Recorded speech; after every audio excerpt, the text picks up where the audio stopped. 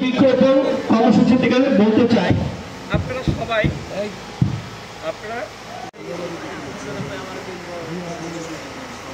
যারা আশেপাশে ঘোরাঘুরি করছে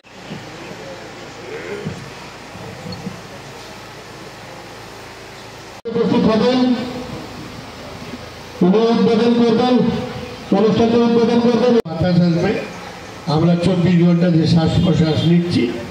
অনুরোধ করবো আপনি আপনার আসন গ্রহণ করেন। ভাই ভাই ভাই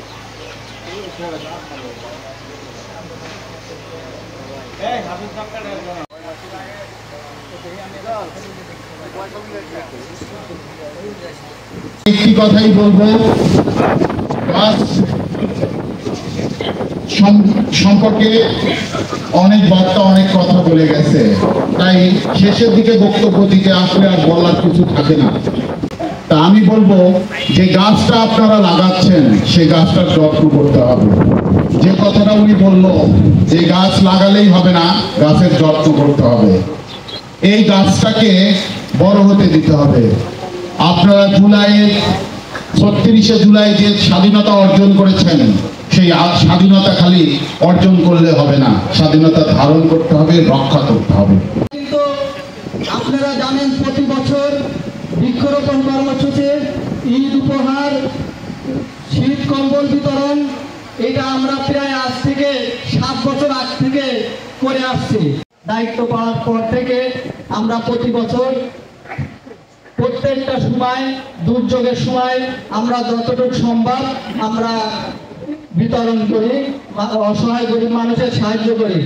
এবং অ্যাডভোকেট শওকত ভাই আমাদের সংগঠনের উপদেষ্টা হওয়ার পর থেকে উনি আমাদের সর্বোচ্চ সাহায্য সহযোগিতা করে।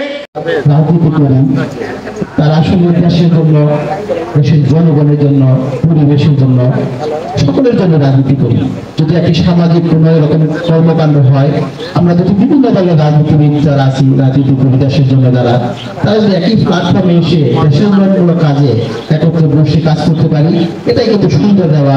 এভাবে একটি দেশ সুন্দর হয়, একটি জাতি সুন্দর হয়। তো যাই হোক, সবুজে বাঁচুন সবার এই স্লোগানকে সামনে রেখে আপনারা জানেন যে গত বিশ্ব পরিবেশ দিবস উপলক্ষে সভার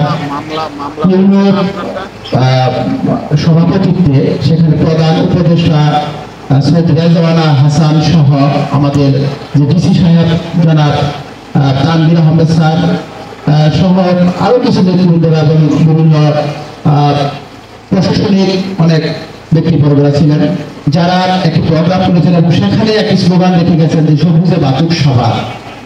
কেন